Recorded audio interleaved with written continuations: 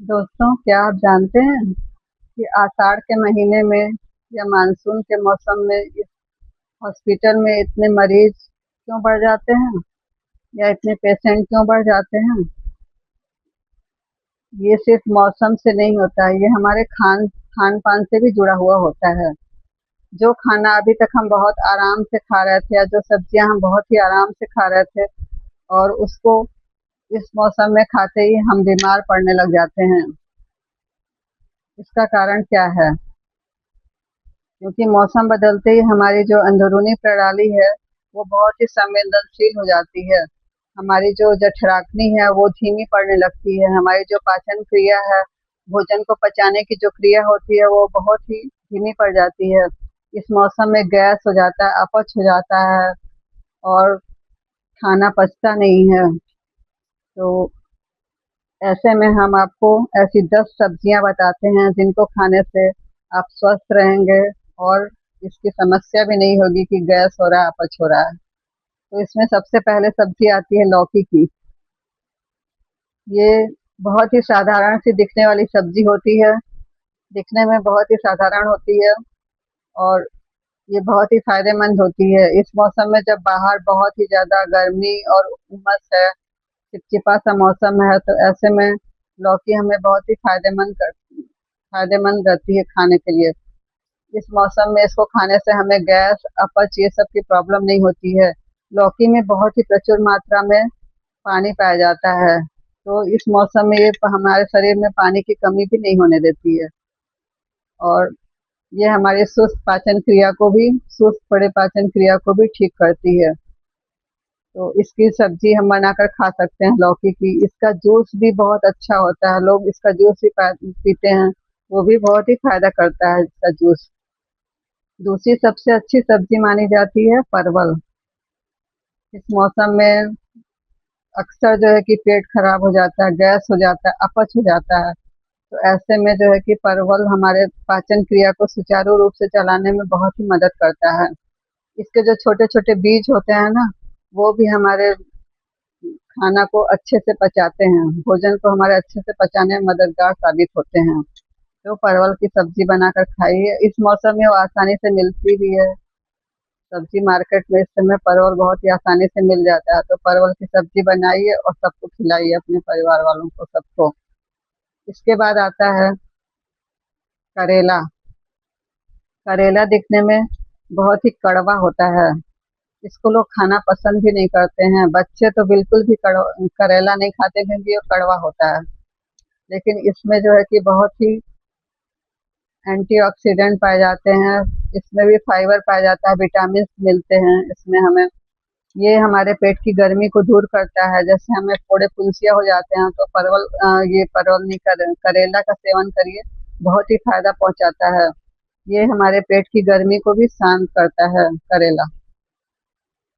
खून भी हमारा साफ करता है, करेला से हमारा खून भी साफ होता है और फोड़े फुंसियों में तो बहुत ही फायदेमंद करता है। सबसे अच्छा कि ये शुगर के लिए वरदान होता है। जिनका जिनका शुगर बहुत बढ़ा हुआ है उनको करेला बहुत ही फायदा करेगा। इसके बाद आता है सब्जी नेनुआ, तरोई, जिसको तरोई भी कहते हैं।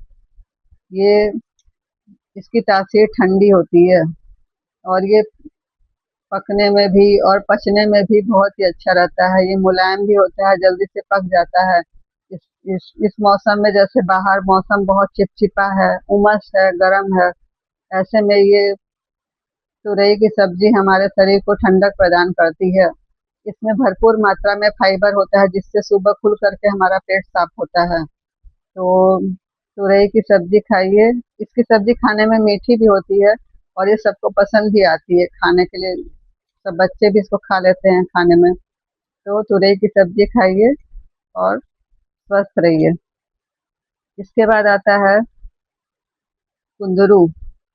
कुंदरू में भरपूर मात्रा में फाइबर पाया जाता है, प्रचुर मात्रा में इसमें फाइबर होते हैं जो कि हमारे पाचन क्रिया को बेहतर बनाने में मदद करता है। इसके अंदर ये मेटाबॉलिज्म को भी ठीक करता है, जिससे कि हमारे पेट में जो है कि खाना सड़ता नहीं है, आसानी से पच जाता है और ये हमारे पेट की गर्मी को भी शांत करता है। तो इसके कुंदरू का भुजिया बनाइए, लटपटा सब्जी बनाइए, बहुत ही स्वादिष्ट सब्जी इसकी बनती है। और कुंदरू की सब्जी बहुत ही ज़्यादा जैसे कि वो बनती है, कुरकुरी बनती है, तो कुंदरू की सब्जी कुरकुरी बनती है तो बच्चों को भी बहुत ही पसंद आता है। इसके बाद आता है कद्दू।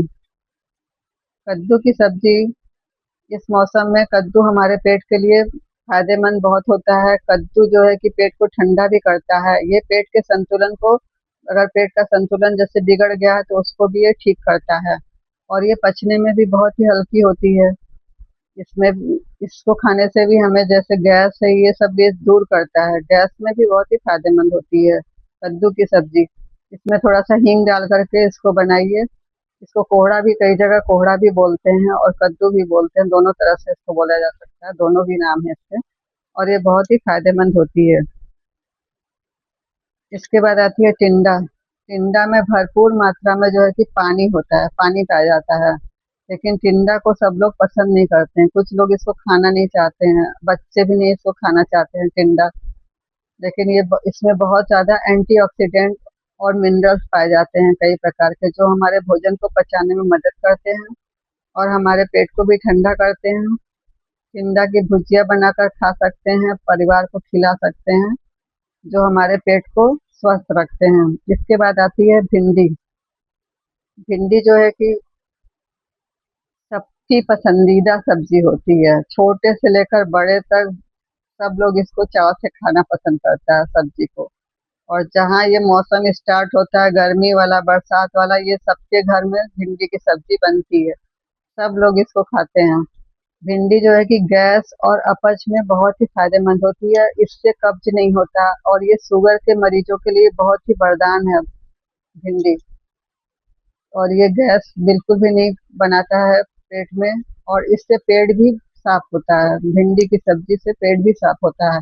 लेकिन बस इसको ज़रूरत ये है कि इसको कम तेल में बनाइए, इसमें मसाला भी जैसे मसाला भी ना डालिए, और हल्का ही, मतलब बहुत ही, अगर मसाला डालना भी है तो बहुत कम डालिए, तो ही इसका हमें ज़रूरी पोषक तत्व जो हैं कि इसके हमको मिल जाते हैं। इसके बाद आता है कच्चा केला। कच्चा केला जब हमारे पेट में जैसे कि संतुलन हमारे पेट का बिगड़ जाता है, बार-बार जो है कि गैस हो रहा है, अपच हो रहा है, बार-बार हमें दस्त लग रहा है, तो केला क्या करता है, पेट को बाँधता है। केला हमारे आंतों को भी स्वस्थ रखता है, हमारे आंतों को स्वस्थ रखता है, पेट को बाँधता है। तो केला हमारे अपच और गैस के लिए, बार-बार दस्त के लिए बहुत ही फायदेमंद होता है। इसमें भी कई प्रकार के विटामिन्स और एंटीऑक्सीडेंट मिलते हैं हमको। कच्चे केले की सब्जी बनाकर खाइए और परिवार को खिलाइए। इसके बाद आता है ग्वारफली। ग्वारफली की सब्जी बहुत ही, इसमें ज़्यादा प्रोटीन और फाइबर प्रचुर मात्रा में इसमें पाए जाते हैं, और बहुत ही ज़रूरी पोषक तत्व भी इसमें, कई प्रकार के ज़रूरी पोषक तत्व भी इसमें पाए जाते हैं ग्वारफली में। और ये सबको खाना चाहिए ग्वारफली की सब्जी। इसको आलू के साथ बना करके खाइए। ये हमारे जो है कि शुगर को कंट्रोल करने में बहुत ही मददगार साबित होता है। जिनको अगर शुगर की बीमारी है या शुगर हो गया है, तो उनको ग्वारफली की सब्जी खानी ही चाहिए। तो इस प्रकार से ये 10 सब्जी हो गई। आप लोग इसको खाइए और परिवार वालों को खिलाइए इस मौसम में, और हॉस्पिटल कम ही जाना पड़े सबको। तो नेचर ने हमको कई प्रकार की सब्जियां दी हैं, नेचर ने हमको कई प्रकार की सब्जियां दी हैं। बस ज़रूरत ये है कि हमको सही मौसम में सही सब्जी का हमको चुनाव करना है, और सही सब्जी हम खा करके और अपने परिवार को खिलाकर हम लोग स्वस्थ रह सकते हैं। तो आज के लिए इतना ही। आप मेरे चैनल पे बने रहिए, मेरे चैनल को लाइक और सब्सक्राइब ज़रूर करिएगा। और धन्यवाद। और आगे हम इसी तरह और ढेर सारी जानकारियाँ लेकर आते रहेंगे। धन्यवाद।